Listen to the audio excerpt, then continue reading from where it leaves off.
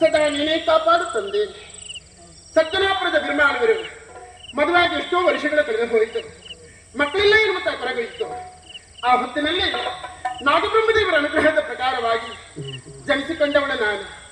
ಸತ್ಯದಲ್ಲಿ ಹುಟ್ಟಿದ ಕಾರಣ ನನಗೆ ಶ್ರೀದೇವಿ ಎಂಬ ಹಾಗೆ ನಾಮಕರಣ ಮಾಡಿದ್ರು. ಪ್ರಾಯ ಸಮರ್ಥನಾಗಿ ಬೆಳೆದು ನಿಂತೆ. ಆ ಸಂದರ್ಭದಲ್ಲಿ ಕರ್ತಂಬಿಸಿಕೊಳ್ಳಬೇಕು ಎನ್ನುತ್ತಾ ಬಯಕೆಯನ್ನು ಹೊಂದಿಕೊಂಡವರು ನನ್ನ ತಂದೆಯವರು. ಬಸರೂರು ಬೀಡಿನ ಕಾಂತಪುರ. ದಾಂಪತ್ಯ ಜೀವನ ನಲ್ಮೆಯಿಂದ ನಡೆಯುತ್ತಾ ಇತ್ತು. ಓರ್ವ ಕನ್ನಬನಿಗೆ ನಾನು ತಾಯಿಯಾದೆ. ಕುಮಾರ ಎಂಬ ಹಾಗೆ ನಾಮಕರಣ ಮಾಡಿ ಆಯಿತು. ಹಾಗೆಂದುಕೊಂಡು ನನ್ನ ಪತಿದೇವರ ಜೊತೆಯಲ್ಲಿ ಸುದೀರ್ಘವಾದ ಕಾಲ ದಾಂಪತ್ಯ ಜೀವನವನ್ನು ನಡೆಸುವರೇ ವಂಚಿತಳಾಗಿ ಹೋದೆ. ಬೀರು ನುಡಿಗಳನ್ನು ಆಡುವುದರ ಮೂಲಕ ನನ್ನ ಮನಸ್ಸನ್ನು ನೋಯಿಸಿದವರು ನನ್ನ ಪತಿದೇವರು. ಆದ್ದರಿಂದ ಕೋಳಿಗೆ ಕಟ್ಟಿದ ಮಾಂಗಲ್ಯವನ್ನು ಹರಿದು ಅವರ ಮುಖಕ್ಕೆ ಬಿಸಾಡಿ ಬಂದವಳು ನಾನು. ಬರುವಾಗ ಕುಮಾರನನ್ನ ಹಾಗೂ ದಾಸಿಯಾದ ದಾರುವನ್ನು ಕರೆಕೊಂಡು ಬಂದೆ. ಉದ್ಯಾನವನ್ನು ಸೇರಿಕೊಂಡೆ. ಸಿರಗೋಳಿಯ ಮರಕ್ಕೆ ಕುಮಾರನ ತೊಟ್ಟಿಲನ್ನು ಕಟ್ಟಿ ಗಿಣಿರಾವ ಹಾಡನ್ನು ಪಾಡುತ್ತಿರುವ ಸಂದರ್ಭ ನನ್ನ ಹಾಗೆ ಕಾರ್ಮಿಕದಲ್ಲಿ ಜನಿಸಿಕೊಂಡವರ ಅಣ್ಣ ತಮ್ಮಂದಿರು ಕರಿಯದೇ ಸಿಂಗ ಬುಳಿಯದೇ ಸಿಂಗ ಎನ್ನುವವರು ಓಡಿಕೊಂಡು ಬಂದದ್ದು ಮಾತ್ರವಲ್ಲ, ತಾಯಿ ನೀನು ನನ್ನನ್ನು ಮದುವೆಯಾಗಬೇಕು ಅಂತ ಕೇಳಿಕೊಂಡ್ರು. ಅವರಿಗೆ ಒಂದೇ ಮಾತಿನಲ್ಲಿ ಉತ್ತರ ಕೊಟ್ಟೆ. ಓಡಿಕೊಂಡು ಬಂದಂತಹ ನೀವಿರುವರು ನನ್ನ ಸಹೋದರರು ಎಂಬ ಹಾಗೆ. ಆಗಲಪ್ಪ ಸಹೋದರಿ, ಈ ಕಾಡಿನಲ್ಲಿ ಇರುವುದು ಸರಿಯಲ್ಲ, ನಮ್ಮ ಅರಮನೆಗೆ ಬರಬೇಕು ಅಂತ ಕೇಳಿಕೊಂಡ್ರು. ಅವರಿಗೊಂದು ಸಾಂತ್ವನದ ಮಾತುಗಳನ್ನು ಹೇಳಿ ಅರಮನೆಗೆ ಕಳುಹಿಸಿಬಿಟ್ಟೆ. ನಿಮ್ಮ ಜೊತೆಯಲ್ಲಿ ಬಂದೆ ಅಂತ ಆದ್ರೆ ಲೋಕಾಪವಾದಕ್ಕೆ ನಾನು ಎಡೆಯಾಗಿ ಹೋಗುತ್ತೇನೆ. ಆದ್ದರಿಂದ ನಿಮ್ಮ ಹಿರಿಯರ ಹತ್ರ ಹೇಳಿ ನನ್ನನ್ನು ಸಂಭ್ರಮದಿಂದ ಕರ್ಕೊಂಡು ಹೋಗೋದಾದ್ರೆ ಬರುವುದಕ್ಕೆ ಶ್ರೀದೇವಿ ಯಾವತ್ತೂ ಸಿದ್ಧಳು ಎಂಬ ಹಾಗೆ. ಹೋದ್ರೆಲ್ಲ ಈ ಕಡೆಯಿಂದ ನನ್ನ ಪುತ್ರ ಹೇಳಿದ, ಅಮ್ಮ ನಾನು ಇನ್ನು ಬರುವುದಿಲ್ಲ, ನನ್ನನ್ನೆಲ್ಲೇ ಮಾಯ ಮಾಡಿ ಬಿಡು ಎಂಬ ಹಾಗೆ. ಕುಮಾರನ ಮಾತ್ರ ಪ್ರಕಾರವಾಗಿ ಅವನನ್ನ ಮಾಯ ಮಾಡುವ ಹಾಗಾಯಿತು. ಸೇವಕಿಯಾದ ದಾರುವನ್ನ ಮಾಯ ಮಾಡಿದ್ದು ಮಾತ್ರವಲ್ಲ, ಇನ್ನು ಮುಂದೆ ಜಾಲಬೇಕರ್ತಿಯಾಗಿ ನೆಲೆಯಾಗು ಎಂಬ ಹಾಗೆ ವರವನ್ನು ಕೊಟ್ಟ ಹಾಗಾಯಿತು. ನನ್ನನ್ನು ಕರ್ಕೊಂಡು ಹೋದ್ರು. ನನಗೆ ಎರಡನೇ ಮದುವೆ ಮಾಡುವಲ್ಲಿ ಯೋಚನೆ ಮಾಡಿದ್ರು. ಕೊಡ್ಸಾಲ್ವರ ಜೊತೆ ಮದುವೆ ನಡೆದು ಹೋಯಿತು. ಹಾಗೆಂದುಕೊಂಡು ಒಬ್ಳು ಹೆಣ್ಣು ಮಗುವಿಗೆ ನಾನು ತಾಯಿಯಾದೆ. ಸೊನ್ನೆ ಎಂಬ ಹಾಗೆ ನಾಮಕರಣ ಮಾಡಿದೆ. ಹಾಗೆಂದುಕೊಂಡು ಆ ಅರಮನೆಯಲ್ಲಿ ಸುಖಭೋಗದಲ್ಲಿ ನಾನು ನಿರತನಾಗುವುದು ಸರಿಯಲ್ಲ. ಈ ಕಾರಣಕ್ಕೆ ಬೇಕಾಗಿ ಕಾಯವನ್ನು ಮತ್ತು ಮಾಯಾಲೋಕವನ್ನು ಸೇರಿಕೊಂಡವಳು ಶ್ರೀದೇವಿ. ಪುನಃ ಕಾಯವನ್ನು ಧರಿಸಿಕೊಳ್ಳುವರೇ ಕಾರಣವೇನುಗುತ್ತೆ? ಒಂದೇ ಕಾರಣ.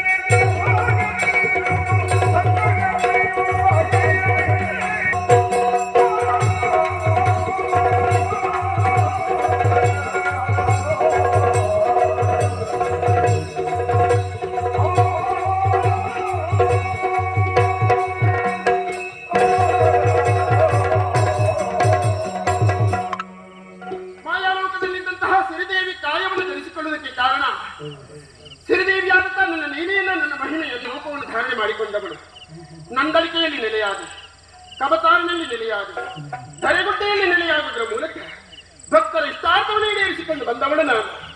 ಮುಂದೆಲ್ಲಿ ಹೋಗೋಣ? ಈ ರೀತಿ ಆಲೋಚನೆ ಮಾಡುವಾಗ ನನ್ನ ಚಿತ್ತಕ್ಕೆ ಗೋಚರವಾಗುವುದು ತೆಂಕಿನ ಪ್ರದೇಶ ಸಾಕು, ಬಡಗ ಸೀಮೆಗೆ ಹೋಗಬೇಕು. ಅದು ಕೂಡ ವೀರಭದ್ರ ಸ್ವಾಮಿ ನೆಲೆಯುತ್ತಿರುವಂತಹ ಪುಣ್ಯಕ್ಷೇತ್ರ, ಗಣ್ಯಕ್ಷೇತ್ರ. ಅದುವೇ ಪರಮ ಪಾವನವಾದಂತಹ ಹಿರಿಯಡಕ ಕ್ಷೇತ್ರ. ಮಹಾದೇವನಲ್ಲಿ ಅಪ್ಪಣೆಯನ್ನು ಪಡೆಯುವುದರ ಮೂಲಕ ಆ ಕ್ಷೇತ್ರದಲ್ಲಿ ನೆಲೆಯಾಗಬೇಕು ಎನ್ನುವಂತ ಅಭಿಲಾಷೆಯನ್ನು ಇರಿಸಿಕೊಂಡವಳು ನಾನು. ಹೋಗುತ್ತಿದ್ರೆ ನಾನು ಹೊರಗಡೆ ಹೋಗುವುದಲ್ಲ, ನನ್ನ ಮಗಳ ಮಕ್ಕಳು ಇದ್ದಾರಲ್ಲ, ಅಪ್ಪಗ ದಾರಗ ಎಂಬ ಹಾಗೆ ಆ ಮಕ್ಕಳನ್ನು ಕೂಡ ಈ ಕಾಯಕ್ಕೆ ಧರಿಸುವುದರ ಮೂಲಕವಾಗಿ, ಕಾಯವನ್ನು ಧರಿಸುವುದರ ಮೂಲಕವಾಗಿ ಕರ್ಕೊಂಡು ಹೋಗಬೇಕು